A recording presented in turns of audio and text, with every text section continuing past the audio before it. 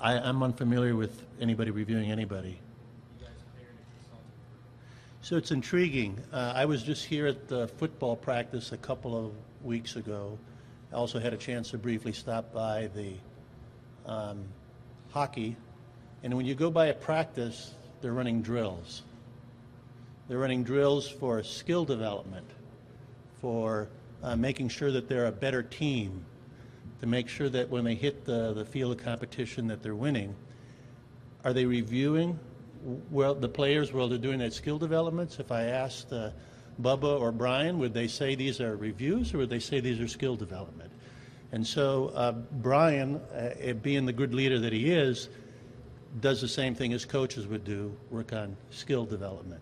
So that's an admirable trait of Brian, to make sure that his team, administratively as well as the teams that the coaches lead, are constantly focused on being the best they can be. So did he come to you before or after the skill development? Those were largely in tandem because he wanted to make sure his team was set up for success. So I mean, I think we repeatedly said that it was not a review, and people tend to ignore, you know, if they call an apple an orange often enough, people will think it's an orange. We're a learning organization that constantly focuses on making sure we're the best we can be. So he came to you during that process and said he wanted to retire? Because it seems strange to have a skill development retire. It's a skill develop. There are other players on the team that he wants to make sure are set up appropriately for the new transition moving forward, that will continue to be relying on those skills. But I'm trying to get the timeline here. Did he come to you before he had that skill development? I said they were in tandem. If you're going to leave and you want to leave your team in the best shape, you want to leave them in the best position possible. So to be clear, any feedback you received from this consulting firm has no tie to today's announcement? It does not.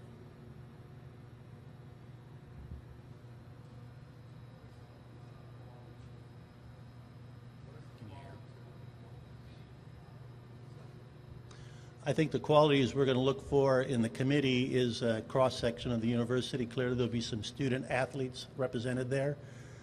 Clearly, we're going to make, I don't think you're going to be seeing a whole lot of coaches on there, but the coaches will have input into the process, because if we may pick one, but you'll also have the faculty has a committee that focuses on athletics that'll be involved in that, and you'll be making sure you have some community members.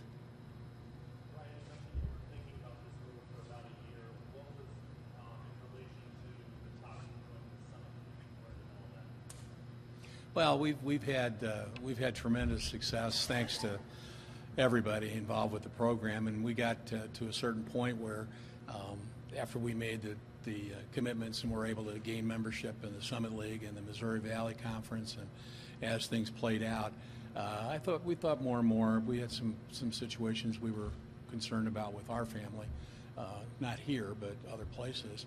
And it's really started to think more and more about retirement in that context, and felt like if we're going to make a change, at least from an institutional perspective, it's a good time.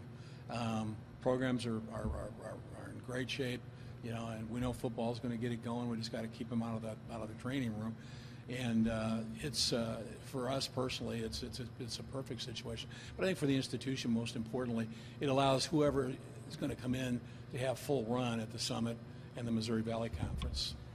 I would just also say, you know, we forgot to mention that Brian was named FCS Athletic Director of the Year by Under Armour. And when you think about it, we are very lucky that we got this conference transition done with Brian fully engaged, because his depth of experiences and the respect that he is held in across the country, across the different sports, I think were a key part in us being able to transition to the new conferences, which I think we're all convinced are going to be better for us competitively in terms of attracting more fans into the stands with our natural allies, but also better for the student athletes themselves, having less travel time in between games. So as the timing worked out in Brian's decision making, I'm very pleased that as part of that, we got transitioned to the conferences before he decided he wanted to retire. So did that change the timing of it? Maybe sped up the process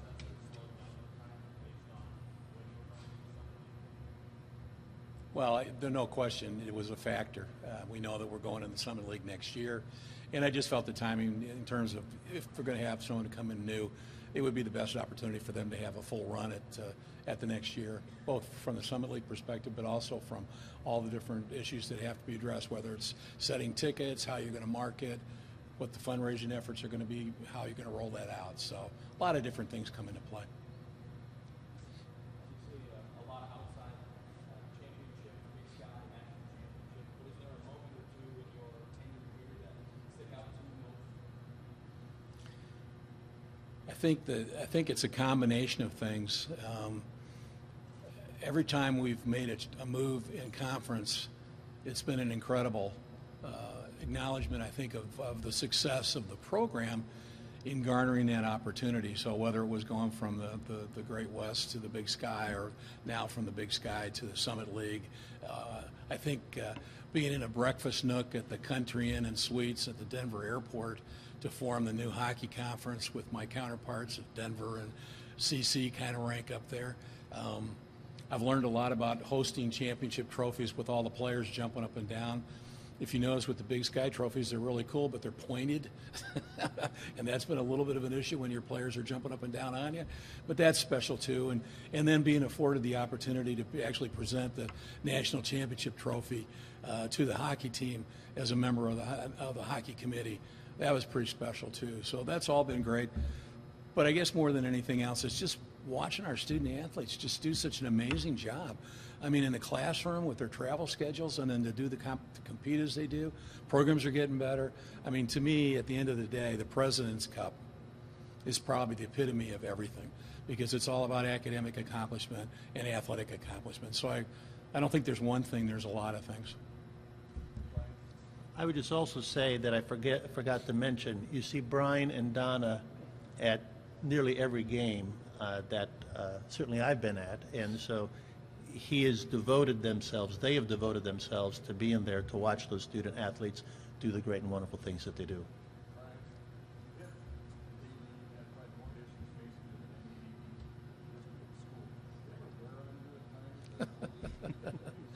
Oh, there's no question. It wears on you at times. But again, I know this will sound crazy, but it's been fun.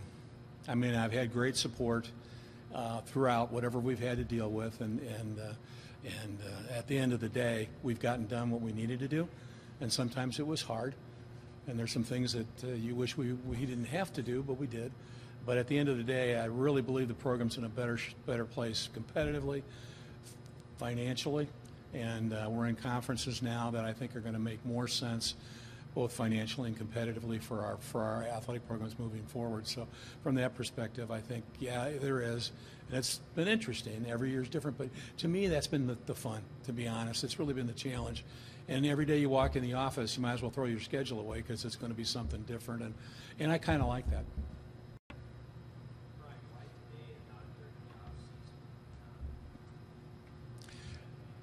Trying to put the institution in a position where they can get an individual chosen before the first of the year, I think is important, because then they've got the full run going into next year in terms of prep. So for me, the timing just made sense.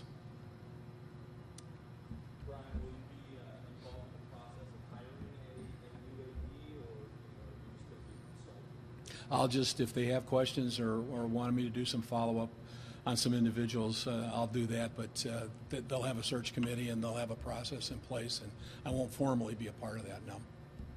President Kennedy, do you have a list of potential replacements that you would like to contact, or do you have anybody in mind for this position that you'd like to see apply? We are looking to do a national search and make sure we get the best person in. So I have nobody that I would suggest to you is top of mind for who we want to have in this role.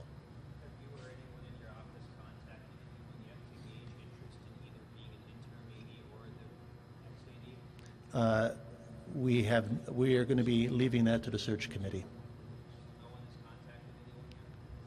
We have not.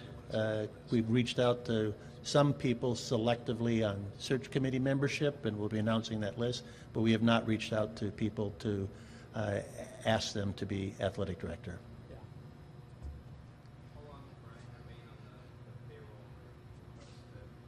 I think we said Brian's going to remain athletic director through the end of the calendar year and as a consultant to the athletic department for the 6 months thereafter, so through June 30th.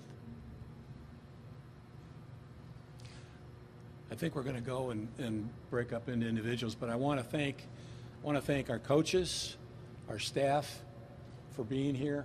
Really appreciate it. You guys are the best. And we've been through a lot, and you've done just fantastic. So, again, thank you all for being here. Really appreciate it.